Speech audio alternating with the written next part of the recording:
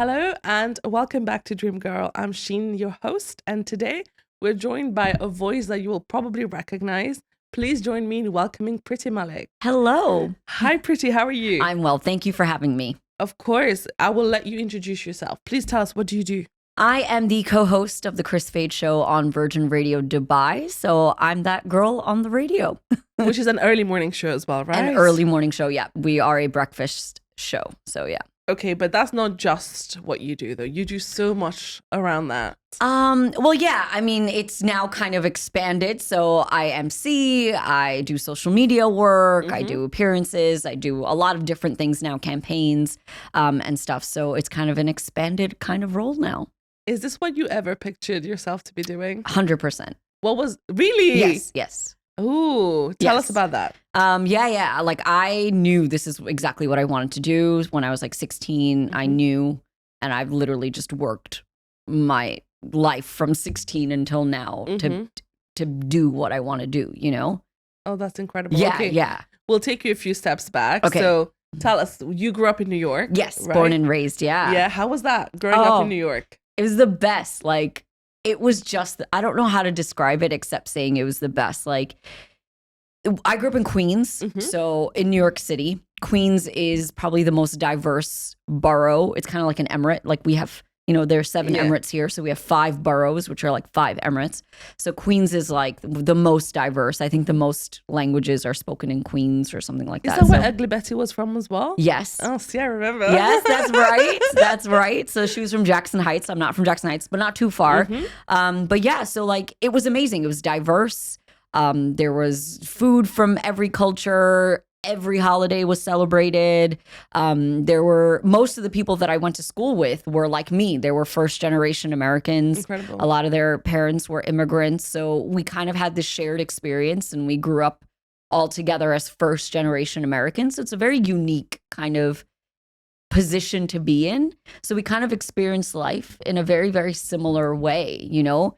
That was kind of the norm to be that first generation American in the family. So it was a lot of fun. I mean, culturally, it was diverse, but culturally also there was a strong South Asian community. And we grew up with all of the events and, you know, the language, the movies, the food, everything.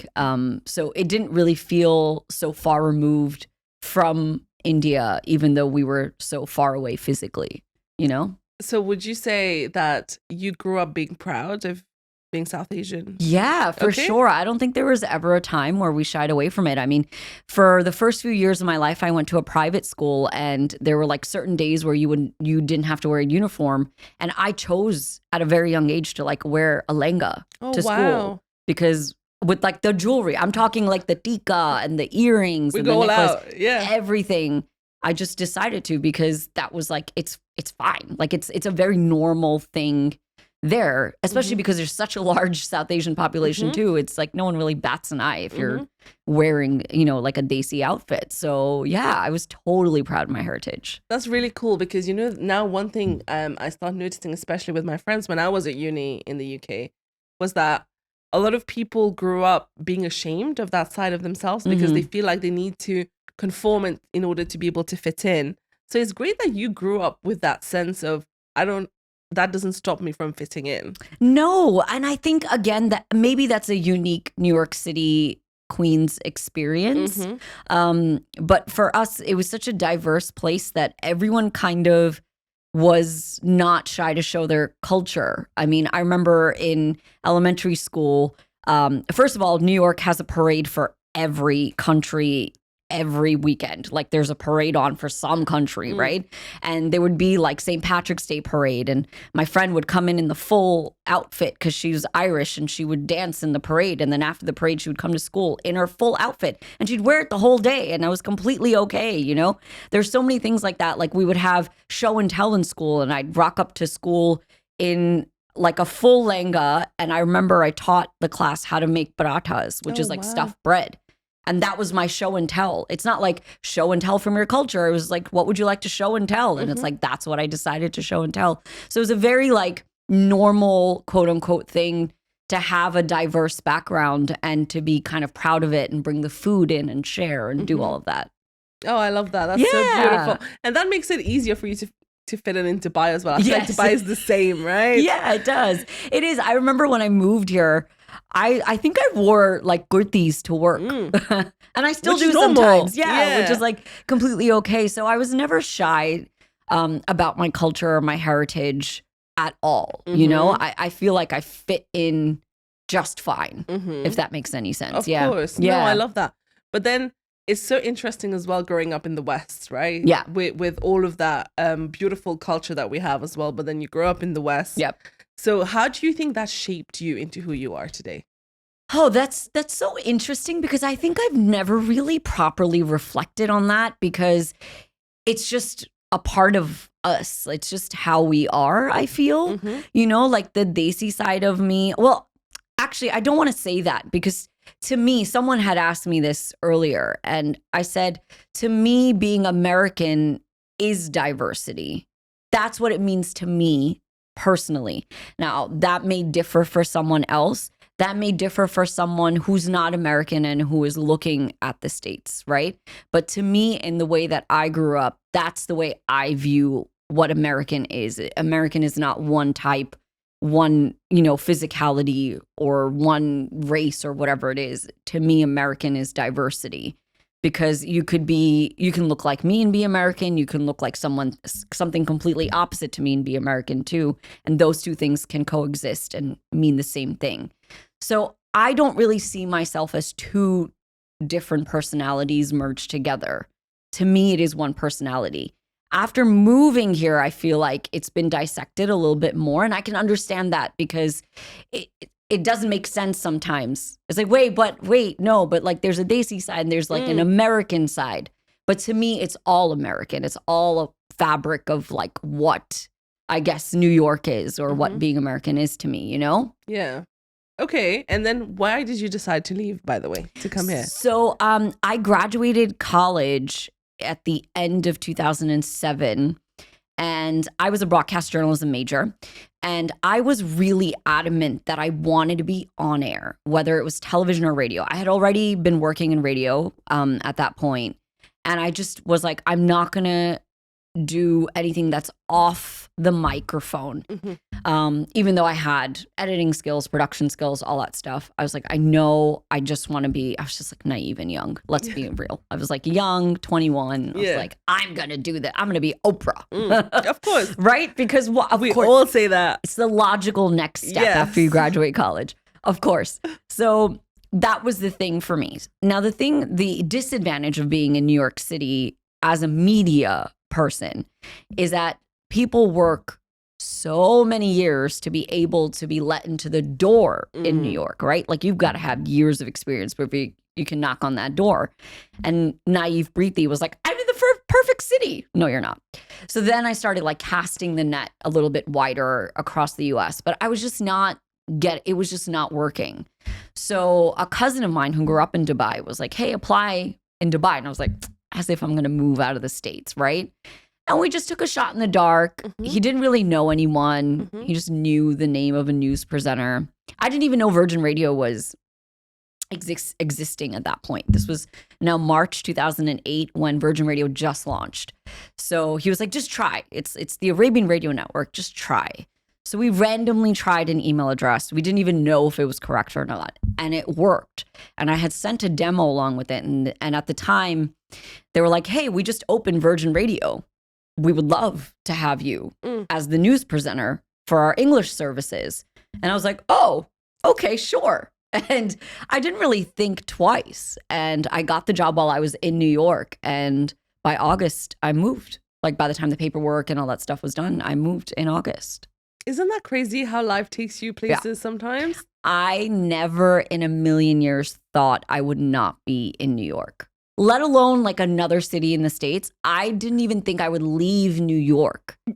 Like I didn't even think I would leave Rego Park, Queens. Like I just thought I would be in New York forever and ever. Oh my goodness. And it just, I guess, I don't know, that maybe it's destiny, just the way the stars aligned, but that's what happened. Like my parents were like, wait, what? Had you been to Dubai before? I had come when I was like 3, so I don't really like count it. So you had not been before, basically. No, because I don't remember it. Like I just know whatever, my parents will tell me about that visit, but I really didn't know. So I just was like, yeah, I'm going to do this. But at the time, like every person who moves to the UAE is like, I'm going to move for a year and then I'll leave. I'll try it out. You'll never leave. Yeah. How long has it been now? 16 years. You're never going to leave. It's never going to happen. I know. Same. I can't believe even for me, I'm going on my 4th year of being here. And I still tell people I just moved. Yeah. Because Muhammad, I just moved. It was like last year.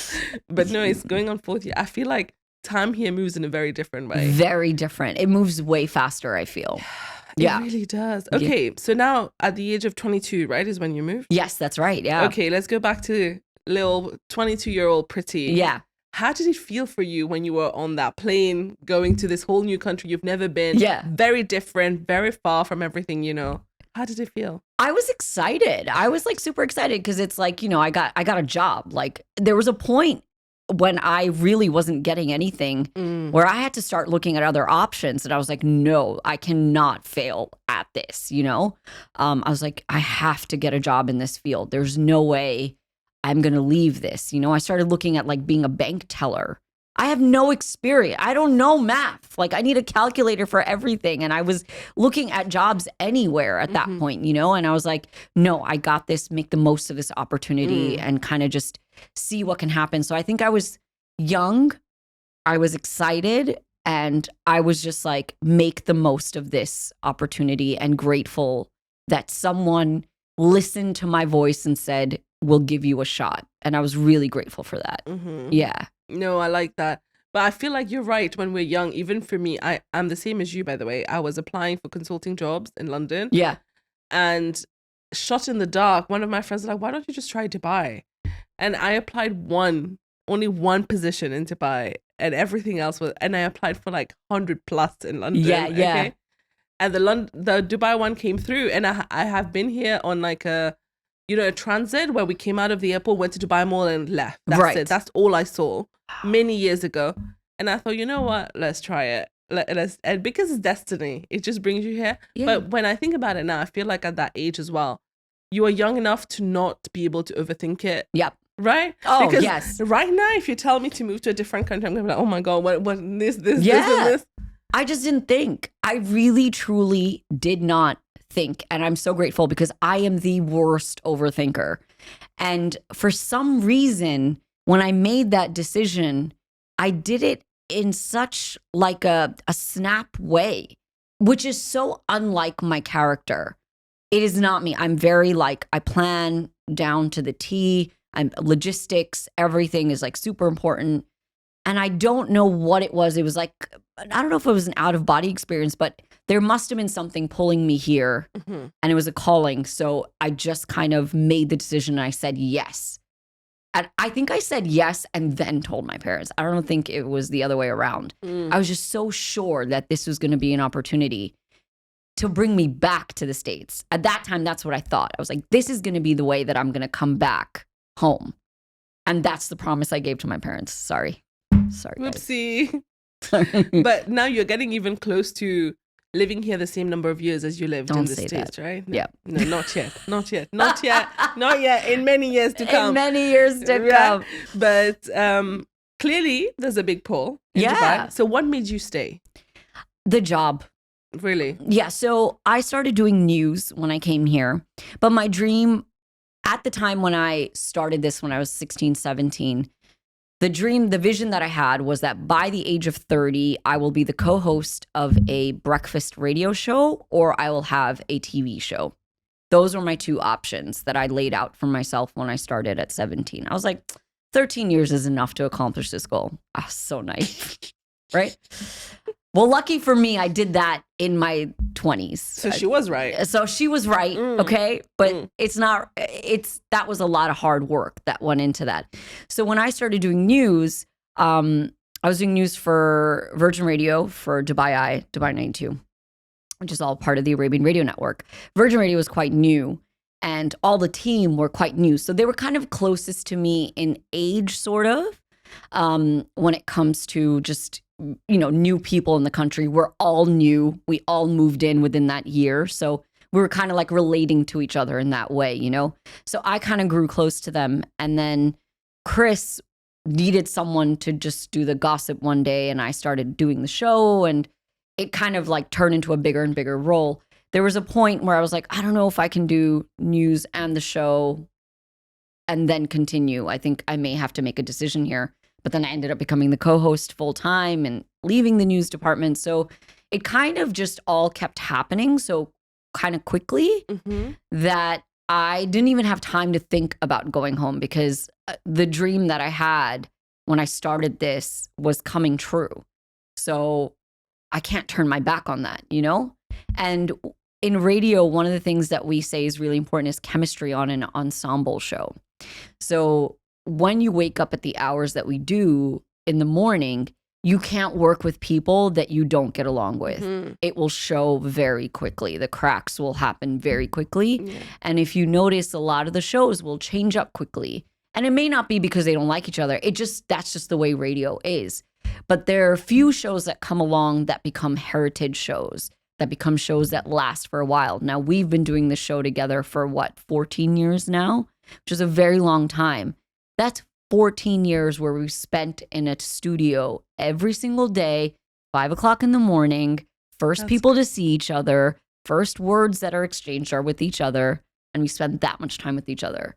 So to be able to find that chemistry is rare in the industry. So you don't want to mess that up, like work with the people that you love working with. And I think I found that. So I'm very, very happy with that. Yeah, I can imagine, because I don't even want to talk to my mum at that time of the day. So, to have to talk to like people at work. Yeah. Yeah. It's a lot. You need to get along. Yeah. Oh my goodness. For okay. Sure. So other than the work though. Yeah. What do you like about Dubai? There are a lot of things to like here. I think one of the cool things about Dubai, I have to say, is there's always something to do if you're looking for it. If you're happy to be at home, you're happy to be at home. But if you want to go somewhere and do something, there's literally everything that you can think of under the sun. You name it, I guarantee we'll find it, which is amazing. I think Dubai is also a land of opportunities if you choose to make it that way. It's not going to come to you, but if you work hard enough, there is a lot that you can accomplish here, which really aligns with my goals as well, because I work hard and I'm now with like-minded people who also work just as hard.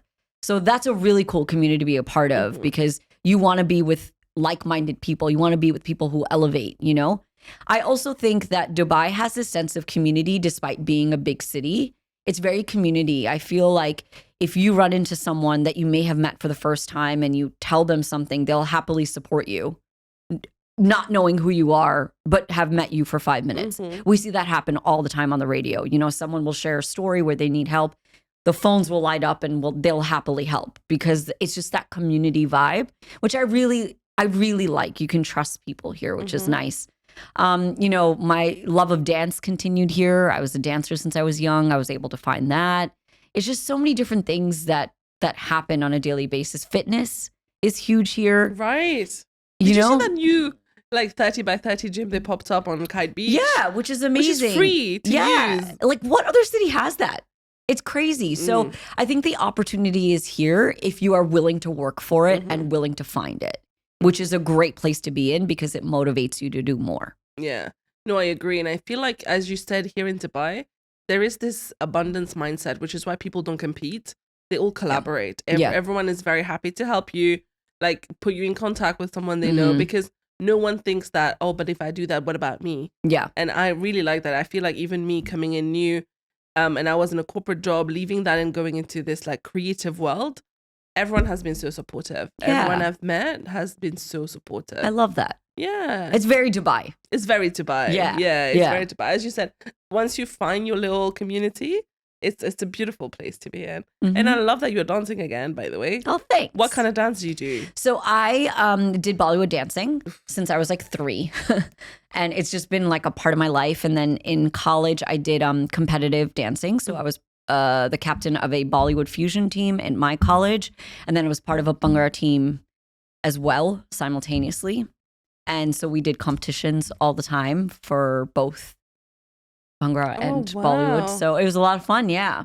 Damn, that's we used to run the circuit. Yeah, it was so cool. Yeah.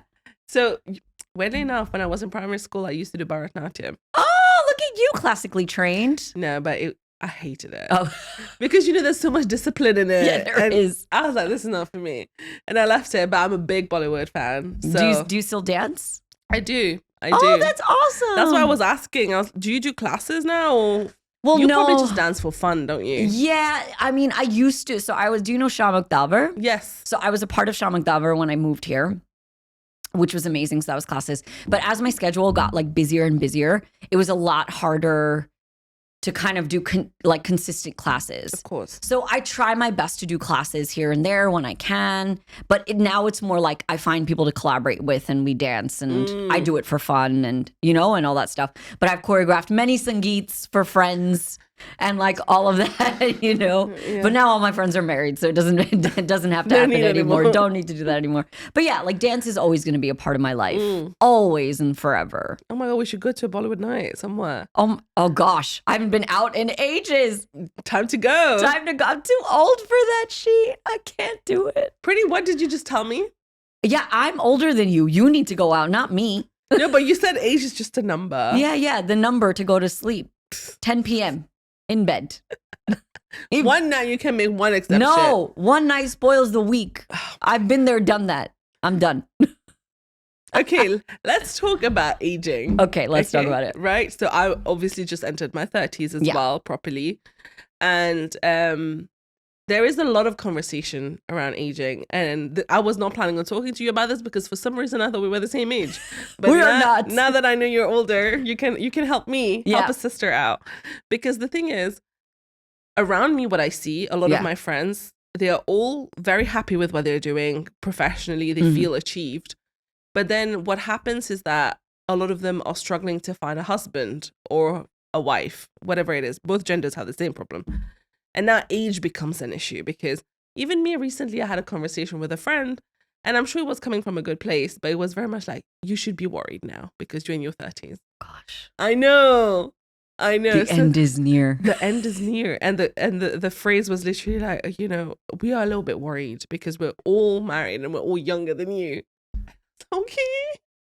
No pressure. Jeez. No pressure. Jeez. I was like, now that my mom is not worried, someone else is. Yeah. But what advice do you have for people who are in their 30s? You know what's interesting? So I'm going to be 39 in March. Okay. So I didn't check her ID, so I'm not sure. It's true. 1986 is the year I was born. So the thing, what's fascinating to me, and this is where I don't know what advice to give your generation, because we grew up so technologically different. When I was in my 20s, my sister-in-law said this the other day. She was like in the kitchen and she just walked out and she goes, I just realized you guys have never used a dating app because it didn't exist. And I was like, you're right. It It didn't. We had websites, right? But they were meant for the specific intention of marriage. Whether it was culturally or even another there were other websites that existed, but they were all for the purpose of finding a long-term relationship. Yeah. Now, I feel like every time I talk to someone who's a decade younger, there's like these apps. There's like coffee meets bagel, tea meets biscuit. There's Tinder. There's this. There's Hinge. There's the Bumble. There's Raya. There's so many different apps. So I don't know what advice truly to give your generation because I don't know what it's like to have that much technology available to you at that age. And that's a very honest response. I don't want to give you something that's like, don't worry, everything. I think it will come. Yeah. I think it will come. But the way it comes around for you is just going to be vastly different than it was for us, I think. For me, I met my husband out at a club here. I realized that doesn't happen really anymore. Think so. Are people going out? Like, are you going out? Is that a thing? Do you go out on the weekends? People do. They do, right? So are they talking to each other? Are you just on your phone? See, when I was going, I sound like an auntie, but when I was going out in my young 20s, the data thing was not a thing. You know, it was expensive. And so no one is on their phone. We just had Facebook, and that's it. So when you went out, your phone was in your bag, and that was it. You didn't take out your phone. Maybe we took pictures with digital cameras. You know what I mean? Like, it was a different time. And so now when we go out, the first thing we do is we take out our phone. Is anyone really conversing? I'm not saying it's bad. I'm just saying it's different. So as far as like that goes on how to meet people, I truly don't know what to say when it comes to that. We talk about this on the show all the time. We're always asking people, where do you go to meet people? Wait, I swear you gave an advice once. What was about it? running. Please. Okay, this is a theory. I'm telling you, I've seen it with my own eyes. I'll give you the theory. So the other day, when I had gone for a run, okay, there were so many groups of people. There were groups of guys, there were groups of girls, they were mixed. And I could just see what was happening. They were all talking and mingling and things were happening, which is amazing. What a great way to meet people. Join a run club. And after I said that on the radio, so many people messaged and said, it's true. Like, I've seen people in our run club get married because you end up talking, you do it weekly, you see each other, you obviously have the same interest, health, fitness, etc. I did say go later because you don't want the serious ones. You don't want the serious runners. No, we don't. You want people who are committed, but not so like crazy, right? So like, unless like crazy health is what your thing is, but it works. So it's like, maybe that's what it's about. Finding a club that we're like, what are your interests? What are your hobbies?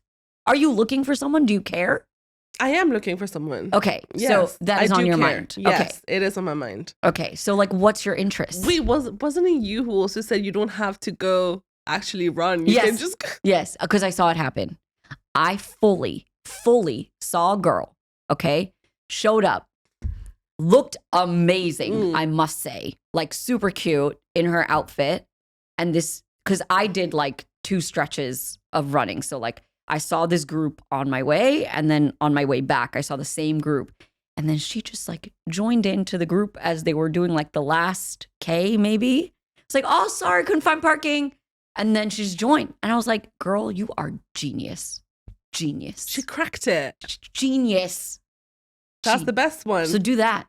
I might just start doing that. Just pull up at the end, be like, oh. Or just wait at the coffee shop. Yeah, I got here already. Yeah, I finished early. I did my run. Yeah, I finished early. Yeah. No, but you know, that's the thing. A lot of people tell you that to find things that people do repeatedly. Yes. So you see the same group over and over because what do they call it? Like constant exposure, right? Is what will bring like open doors to people. Yeah. So like when I was going out, right? When I moved here and I was going out and where I met my husband, we would go out to the same clubs, the same 2 places every weekend. So we ended up knowing pretty much and Dubai was a lot smaller when I moved here. A lot smaller, you know? So even by like my 4th month, I already knew people walking into a place, right?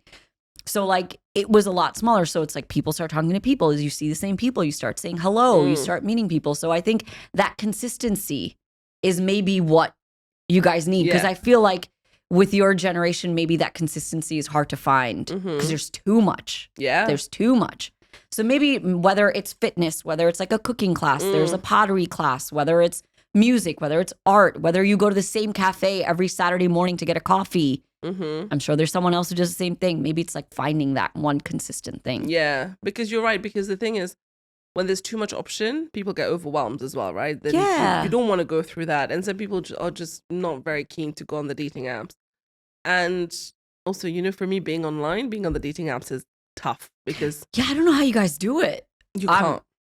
Kudos to you guys. I can't. I really don't know. They start sending you screenshots of your profile, or you get all the super fans who start DMing you on the dating apps, and then it's just a bit like, okay, maybe I can't do both.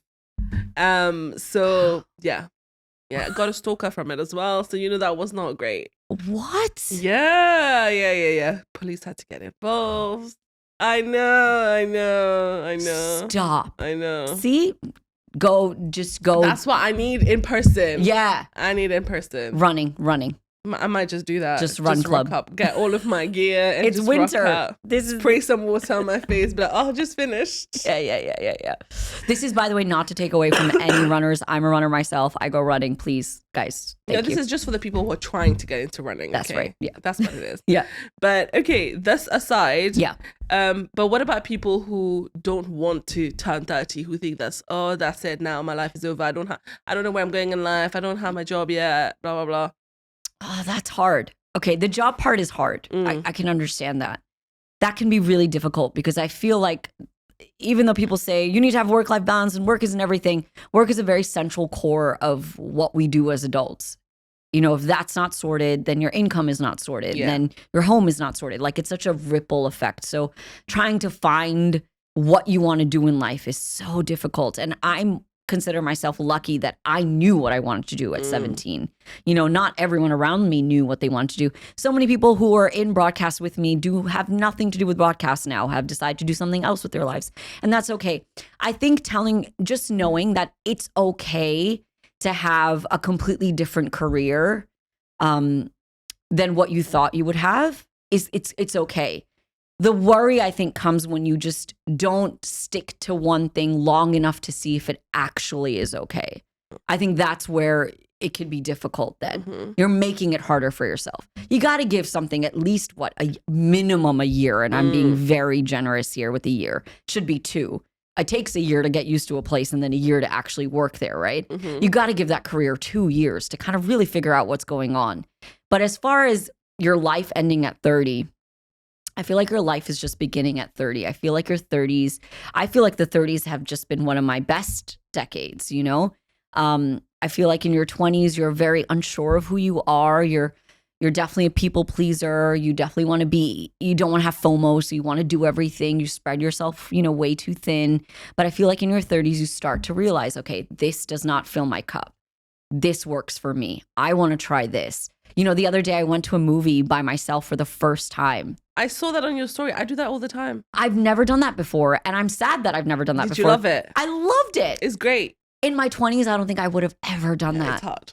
I would have never done that. But now I'm like, dude, this is amazing. You don't talk to anyone at the movies anyways. You might as well just go watch the movie. Right.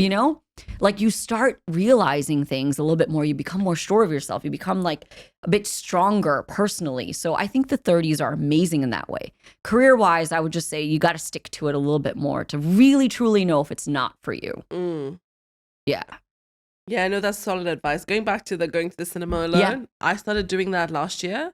And I was like, this is great. Yeah. And I only went because I was getting so frustrated with trying to organize everyone's time. I was like, I really want to watch this movie. I'm just going to go. What'd you see? What was it? I don't even remember. What was it? Was it a good movie at least? Okay. Well, let's leave that. I remember that. Yeah, let's not. Let's not talk about the movie. Yeah, it wasn't. I think it was Bollywood. Oh, it was Lal Singh Chadda. Oh, okay. The Amir Khan movie. It was okay. Yeah, but the Forrest Gump remake. Yeah, Forrest Gump remake. And I was like, it was okay. But I just went and watched it. But such a great experience, and right? I was like, this is lovely. And I also, I go for the platinum suite. Yes. And you're like, oh, this is like a little treat for myself. See, I didn't do that because my theater didn't have that. So next time. When I booked it, it was empty. The row was empty and I booked like the corner one. Right. When I got there, it was full.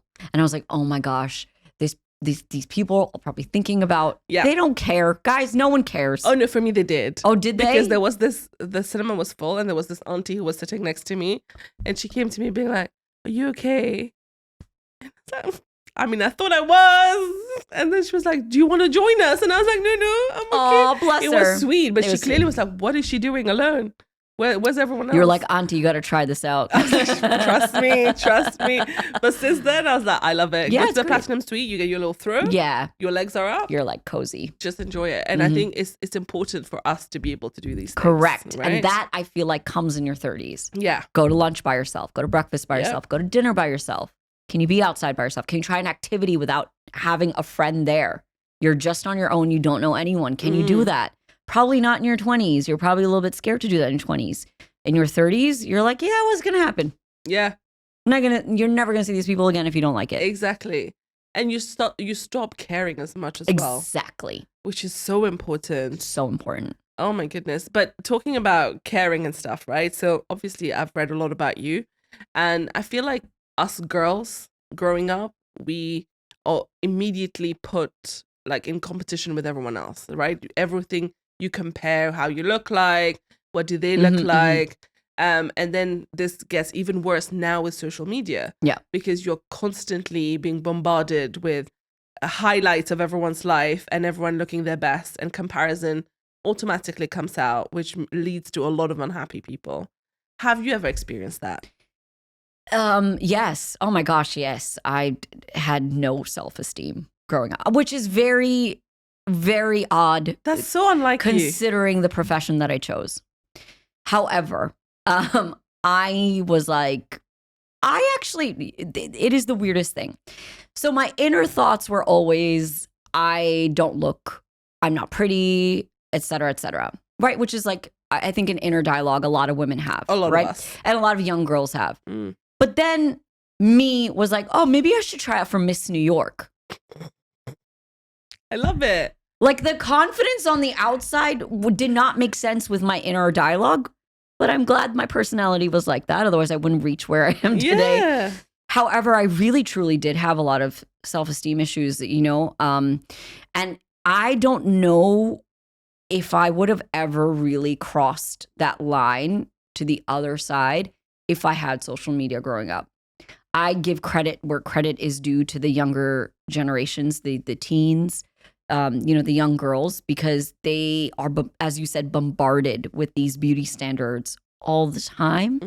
And I don't know how I would have coped with that growing up. I don't know if I could have coped. Maybe I wouldn't be who I am today or doing what I'm doing today if I had all of that in front of me, So it's definitely difficult. And I think I still have my moments. I definitely still have my moments where I don't feel secure. I'm very insecure. And again, does not make sense. I'm on a stage. I'm hating people. I'm the center of attention a lot of times. But I'm just confident in my ability to do my job, and that the rest of it kind of goes to the back of my head. But before, I definitely have those thoughts still till this day. Like, oh gosh, I'm going to be saying, oh my gosh, I don't, like, do I belong here? Do I not? Imposter syndrome, all of this kind of goes through your head. It's hard. It's really hard. But I think confidence comes with age also. Confidence comes with your friend circle. It comes with who you surround yourself with too. I've had such wonderful friends and family my entire life, blessed that way, who've always encouraged me to do what I want to do and I'm passionate about. So that really helps as well. I understand. I know people will say you don't need validation from other people, but sometimes you need your bestie to be like, you look amazing. Right. You want to hear that sometimes. And it does make you feel good when it's coming from your best friend or your sister or your brother or your parents or your husband or your wife, I think it makes a difference. Yeah. No, I agree. And I feel like this is the reason I ask is because it's so important for people to know that even people like you who are on a stage who are owning it and look so confident, they also have these thoughts. All the time. Right? We all have it. It's all not that anyone is free from this. Even like Margot. Yeah, Margot Robbie. Right? She talked about it. She thought she was ugly. And She's Barbie. You played Barbie. She is Barbie. You are the perfect beauty standard that everyone is aspiring to. Yeah. But she thought she was ugly. But I will say the positive about social media in terms of this conversation is that it's brought a world together. So, growing up, the beauty standards might have been a Cindy Crawford. Yep. Or, like of those people, Miss Universe, Miss World, like this is what we were fed as, this is beautiful. But now with social media, everyone is on that app. People who look like us are on this app. So when you see people who look like you doing well, you're like, oh, okay. This is beautiful too, which I think is really important and a positive side to that social media bombardment as well. Yeah, for sure. And I think that's what I was getting to, is that we do get bombarded with the negative, but there's also a community of people who are now rallying to be like, let's be more positive about how people look and accept the fact that beauty is not limited to one specific type of person. It's everyone else. And I think it's so nice. And as you said, even me, like, even when I will send my mum a picture, she'll be like, "Oh, you look nice today." Immediately, I'm like, "Oh, okay. Yeah. I guess today is a good day." And I feel like we need to compliment men a lot more too. Oh God, yeah. You know, like they need to hear it too. Like tell them they look great. I know. Because it goes, I feel like men, you know, it's not talked about as much, but I feel like men go through the same kind of thing as well. So if your friend, if your brother, if your dad, if your partner is looking good, tell him. Because they want to hear it too, I feel. So it goes both ways. No, this is so funny. Like a few weekends ago, I met one of my male friends. And when I hugged him, I was like, "Oh, damn, you got a little bit hench." And I just said it as a flipping comment, right? Didn't even think about it. And then he messaged me later, be like, "You made my whole day." And I was like, "Oh my God." I love that. He was like, "I've been working so hard in the gym." And I was like, "Oh, well, I can tell." Yeah. But that's the thing. Compliments goes out a long way. So I think we should be a bit more generous with compliments as well. Yes, for sure. Yeah, no, definitely love that. But also going back to, you were saying how when people go out now, we're all on our phones. Yeah. So this is something I've noticed. The other day, I was in Doha, and we took the metro, which I haven't taken public transport in a very long time. And it blew my mind how everybody was on their phone. And it's not underground. It's overground. It's sunny outside. It's a beautiful place where we were. And everyone is on their phone. I looked down the corridor and everybody's on their phone. Yeah. And I was like, this is so sad because I feel like it's really creating a barrier between us. We are more connected than ever. But at the same time, loneliness is also at its peak. And I think that's why we have all of these like anxiety, overwhelming things, people having panic attacks and all of that. People are just really struggling with connecting with each other. And I think I don't know how to go around solving that. Like, what do you think? Oh, it's so hard. Like, I think a lot of those issues that you're talking about, I think they existed for a long time. We just didn't have a name for it, or we just didn't talk about it. Now that when I think about it, like, I'm an extremely anxious person. Me too. I am very panicky. Baseline panic. Baseline is anxiety. Baseline is anxious. Mm-hmm. And then there's never a day where I'm not anxious about something. Mm-hmm. And I don't want to say that in a light manner. It's that is the absolute truth. Yeah. My anxiety, if this is zero here, my anxiety is always here. This is standard base. I'm here all the time. Then there'll be days where I may have a panic attack and then it goes here. And I've had panic attacks before. Everything starts swirling in your head. A lot of things, you know, is the plan working? Is everything happening? Is everything? And I spiral. And that happens. There's never really a day where it's kind of lower than that. It doesn't. Base. No. And I think that's a shared experience for a lot of people. And I think a lot of people in my generation, we didn't know what that was. We were just there. That's how you operate. Yeah, you know? And I think now it's like we're talking about the mental health part of it a lot more.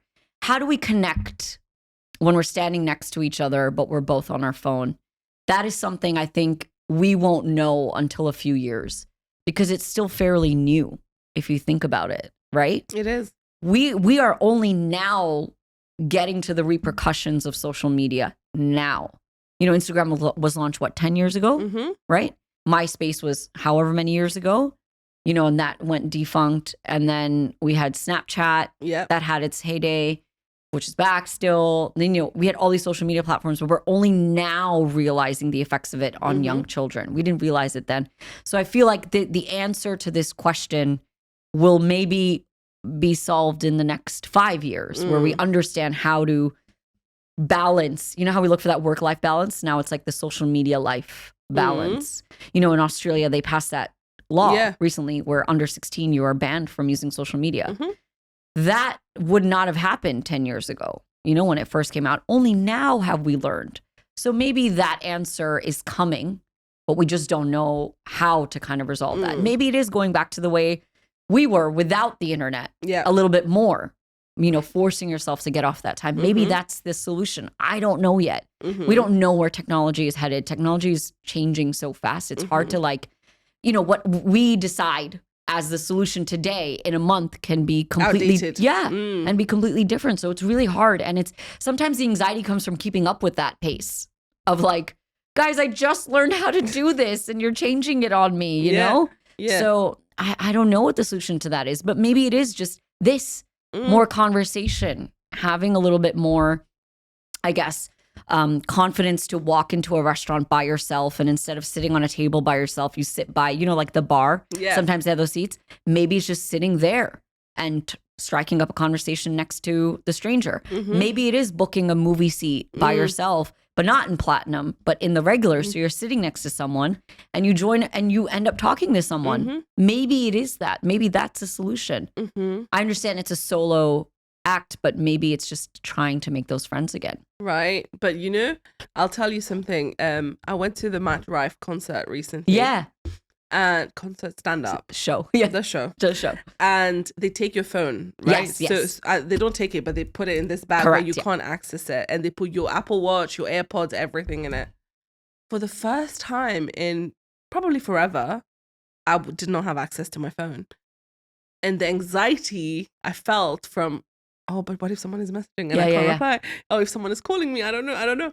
But then I realized that I had the best night of my life. I love that. I went with my friend and we had the best chat. You're really present.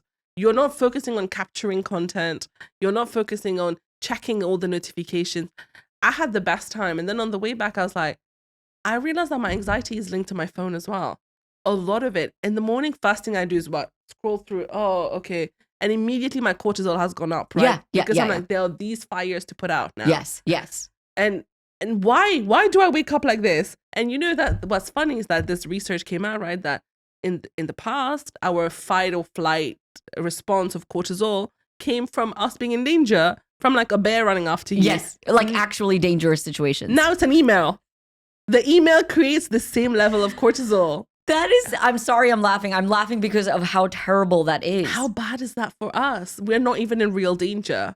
But now we've conditioned ourselves to react like this to everything. So I'm the same as you. When you're saying like base level anxiety, I'm the same. And I think I've been like that since being a child. Yeah. And it's all self-imposed. It is. 100%. My parents were never like, you must bring 100 home on the test. Ever. My parents were never like that. It's not a reflection of them. I think I get so caught up in making sure everyone around me is happy, I'm doing enough for them, that it's up to a standard that I've created in my head that is completely unrealistic and unattainable, and I'm never going to reach that standard. But I've put that bar there. I think the question that we ask ourselves a lot is, am I doing enough? The answer is always yes, but in my head, I'm not doing enough. No. I feel like if I told you a list of things that I've done, which is what you've done today, you'll tell me that's more than enough. Yeah. But when it's your own list, you're like, ugh, you could have done more. Yeah. And I feel like is that thing. And I don't know what the solution is, but I feel like, tell me if it's the same for you. But for me, I feel like because I focus so much on the future and on the unknown, and then I worry about that. So then I'm like, what can I do? Work on the present. And I just like actively keep like trying to fight a battle that hasn't happened yet. I think it also has to do with like living away from family. Does your family doesn't live here, right? No. I think a lot of it comes from that as well. Like to me, I'm always thinking about my parents, about my sister, about my nephews. They're a 12 to 14 hour flight away. I'm constantly, the first thing I do when I check is to make sure I get my good morning WhatsApp forwards from my mom and dad. Every day. If I don't get it on time, I'm like, where are they? What's going on? Yeah. Panic, instant. So, you know, there's a little bit of that going on as well. There's so many things going on. I don't know what it is. Maybe we all need to like meditate. We need to chill. Right? We need to chill. Just this morning, my friend messaged me being like, this week has been a week from hell. I'm planning on running away. Do you want to come? I was like, down. Let's go. The solution is not running away, guys. Yeah, I don't know. I feel like it could be. But no, I think obviously we have too many triggers, right? Yeah. And that baseline level of anxiety needs to go. How do we get that? Girl, if I knew, I wouldn't have baseline anxiety. If someone knows, can you tell me? Help me too, please. Haven't your anxious mind thought about it enough? Now I'm going to have anxiety about my anxiety. thinking about how to get rid of my anxiety. Oopsie. Thanks, Sheen. Appreciate it. Well, what keeps me up at night should keep you up at night as I well. have plenty to keep me up at night. I don't need one more thing added to the list. I truly don't know. You know what it is? I think finding more things you love to do. Yeah. You got to find things that are, if it's your work, like for me, work is a big part of what I love to do, but I need to do things outside of that too. That's why I dance. That's why I go to concerts. That's why I go to shows. That's why I go to the movies. That's why I sit on my couch and watch whatever. Watch. Yeah. You know, I have a dog. I love going on walks with him on the weekends because I love that. Just sitting with him, playing with him. I love that. You have to find the little things that for just, even if it's for 5 minutes, you're not thinking about anything else except for what you're doing in that exact moment. Agreed. And I have a friend who calls it finding the casual magic.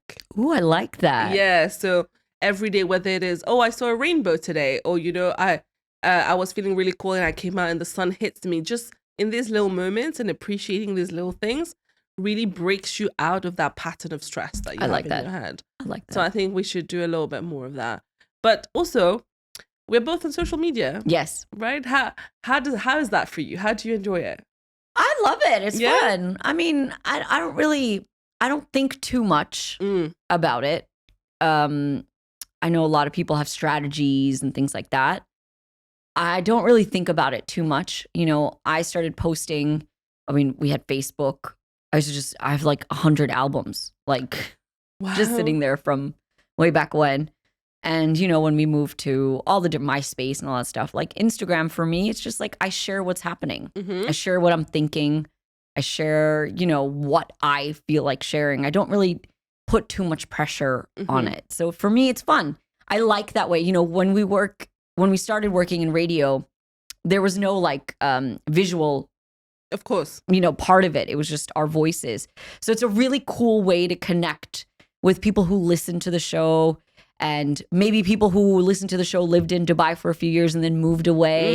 It's like a really cool way to create a community where we're all like-minded and we all kind of, have kind of the same beliefs. And it's a lot of fun. It's a fun community. That's the way I view social media. It's a great way to keep in touch with people as well, who you may have just, cross paths with at some point in time, but you really connected. So now, you stay in touch on social media. So I think it's a really fun place to be.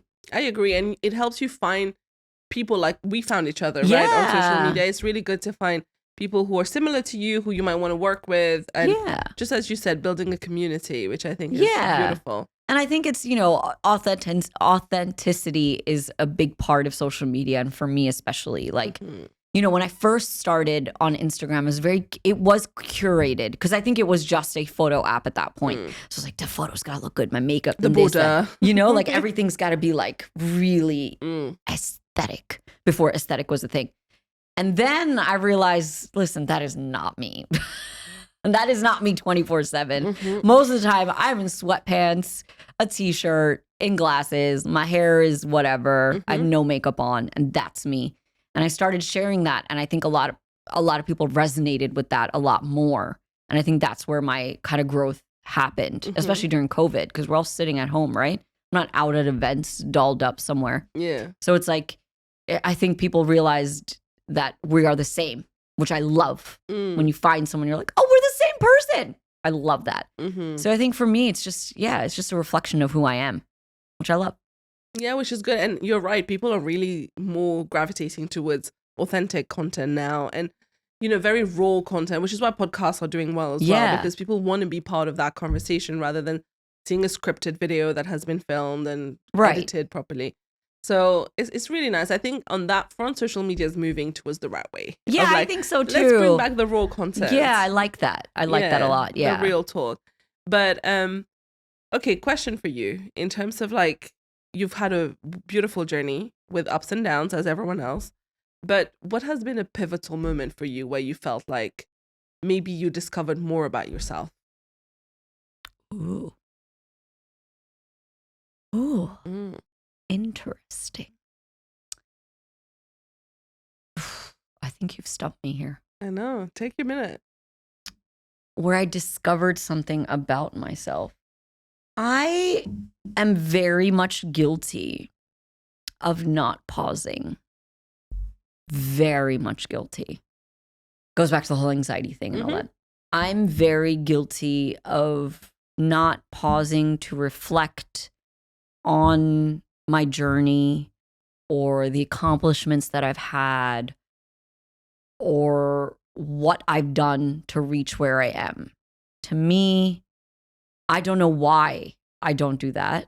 I don't give myself a pat on the back or ever. I'd never, ever do that. For me, I'm always like, okay, what's the next thing I'm doing?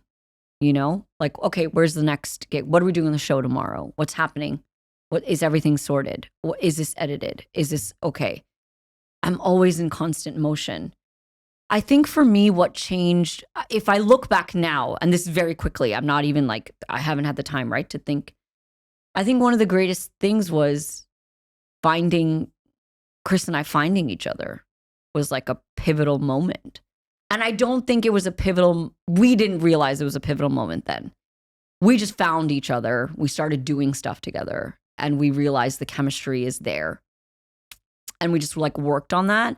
But I think if we were to pause now and then reflect on us, I don't think we would be where we both are without each other. And I think we both recognize that, you know, like we are a good team. And then when you throw Rossi into that mix too, it's like the perfect little mix.